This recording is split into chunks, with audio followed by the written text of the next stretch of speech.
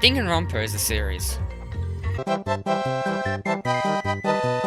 Love or hate the series, it's pretty amazing how far it's came within 10 years of its release. Whether you prefer the first game or like the spin-off more, I think we can all agree how we as a community are really passionate about this series and want to see it grow even more. So I thought it'd be a really fun idea to go through the different years of Danganronpa, starting from 2010, leading all the way up to our present day, 2020.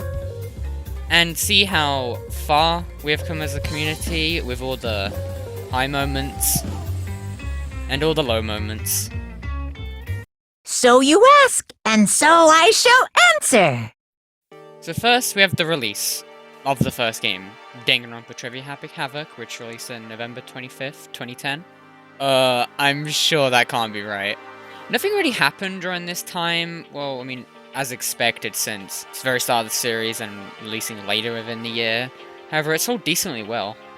There was a demo a month before its release, which is basically the exact same as the demo in Danganronpa V3, which basically shows a different version of how the first trial was going to go.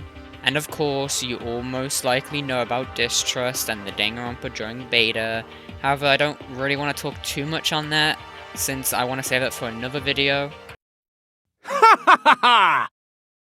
2011 saw the light of 2 mangas releasing based on stories from Danganronpa Trivia. 2011 saw the light of 2 mangas releasing based on stories from Danganronpa Trivia. 2011 saw the light of 2 mangas releasing based on stories from Danganronpa Trigger Happy Havoc. I haven't really gone too deep into these, but the art is pretty nice though. Oh yeah, and we got Danganronpa Zero. You remember that, right? Because neither does the population of Thailand.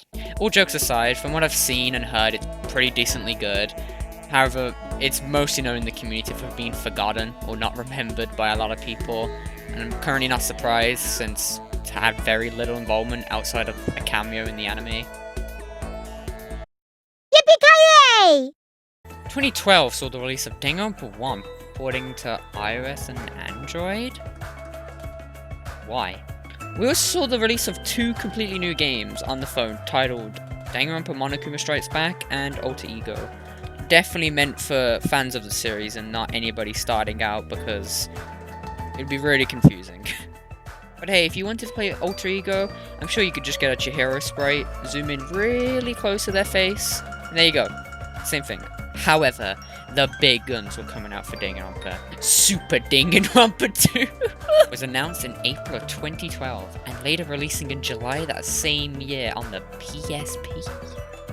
As expected, just like the first game, it was a big hit in Japan, reviewers giving it high scores and even voted for best game of 2012 by the readers. I think we all know who to thank that for. I've never felt the force of a Mack truck punch against my ass. Even 3 mangas came out during this time too, all based entirely on Danganronpa 2 and its characters. Wow. Someone like me? And finally, after 3 years, we saw the light of an English release for Danganronpa 1 on the Vita. Well, it was announced, it didn't come out, it was just announced. We also saw the release of new mangas since they were selling like bone meat. And worst of all, we saw the release of... Yeah, the anime wasn't that good. It had its benefits, sure, but you're basically playing a very cut down experience of the original Danganronpa 1. It's just Danganronpa 1 but with less bread. It wasn't as bad as people say it is. In my opinion, I personally think it's mostly blamed for trying to fit a 30-hour experience into 13 episodes. Like, you just can't do that. And apparently there was a planned anime for the second game, but it was scrapped in favor of... Kamakura, yes, queen! Oh yeah, and there was a third game announced as well. Well, I guess we should start with introductions.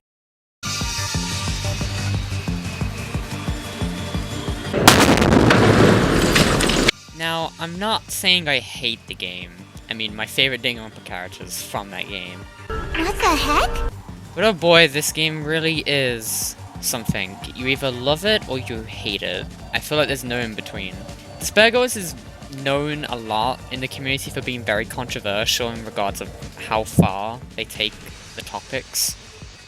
And I'm not saying you can't have these topics in media, however, Because of this, it creates a mindset of people saying, oh, I want to skip this entry of the series because of these topics. Which is why Despair Girls is often referred to as the black sheep of the family, I guess. I mean, I don't know what kind of family this is, but... And just like the first two games, it received multiple mangas. Again, just like the first game, found a release of a mobile app that was used for storage. It would change Kamaru Naiki's expression when different things were chosen.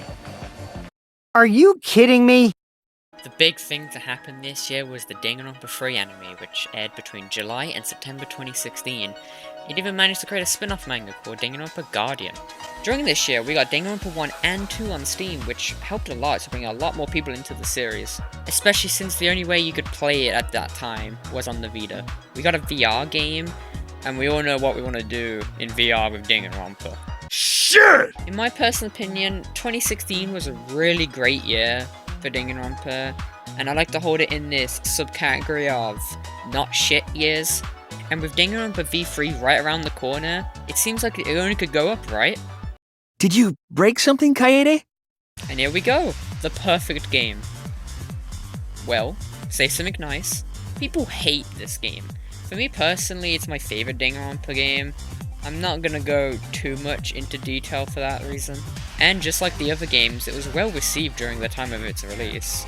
However, now all I see is either people love it or hate it. V3 is a very mixed bag compared to the other two games. I'm not going to talk too much into detail because I want to save this for a future video. In addition to this, Danganronpa 1 and 2 also got released on the PS4 as a bundle titled Danganronpa 1-2 Reload. Honestly, such a great choice with this. It only makes sense to bundle the games together. I don't know how they didn't do this during the Steam release, but I don't know. Oh yeah, and the stage plays! I forgot to mention them. They're pretty good. We got 2 amazing years back to back. The community is staying stronger than ever. Everybody's having so much fun with Danganronpa. I honestly cannot wait what they do next year. He needs some milk! In 2018, we got this. 2018 just kind of like stopped everything. Nothing was happening, and all we was getting was new art of characters and maybe some drink at a cafe. However, in 2018, we got some sad news actually. The creator of Danganronpa, Kodaka, had left Spike Chunsoft, and they were announcing that they weren't working on Danganronpa anymore and starting their own new projects under a new company. He mentioned that he worked on only Danganronpa for so long that he just wanted to move on, and I can understand that, working on the game for 7 years, but even so, it's still sad to see the creator just leave the company like that.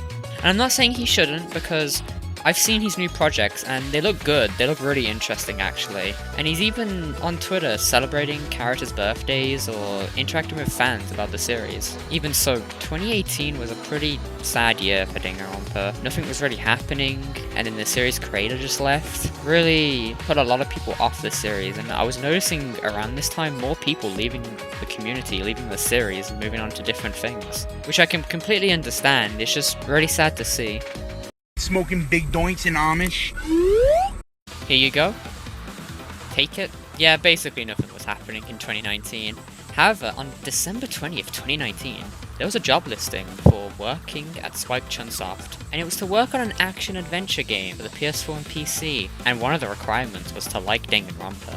And just like that, everybody screamed. However, it's been about 2 months and we haven't really gotten an update on this.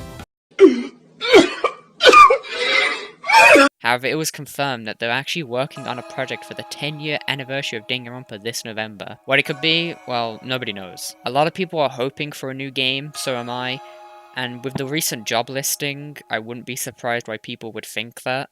It's honestly quite exciting as to what it's going to be, even if it's disappointing in the end. The hype that a lot of people are bringing right now is making up for it, and it's actually getting the community a lot bigger and stronger recently, and I'm honestly not sure why, but it seems like in 2020, a lot more people are getting into the series, and I'm not sure if that's because of the new project they're working on, or for some reason there was just a giant spike in Danganronpa. But even so, it's really nice to see so many more people get into this series, because I think it deserves as much love as possible. The process of this series has always been a fascinating one with me, with how amazing the characters are to the endless support, fan art, and dedication that this community puts in. It's been 10 years since the release of the first game, and it's kind of crazy to think amazing how far it's come. Love or hate this series, it's pretty remarkable how much love and care gets put into these games. You can really see that Kodaka, the creator of Danganronpa, really cared for these characters. The series has left a big impact on me, and I'm sure it has for many others. And I can't wait to see all these new fans come in and see their reactions, see how much they like the series. And even if they don't, that's okay. But just the fact that we're seeing a lot more people recently get into Danganronpa is amazing, since 2018 and 19 was just nothing. But it really feels like 2020 is going to be a good year for Danganronpa, and I'm glad it's going to be that way, so thank you. Thank you for Danganronpa. However, the game is still bad though, so 3 out of 10.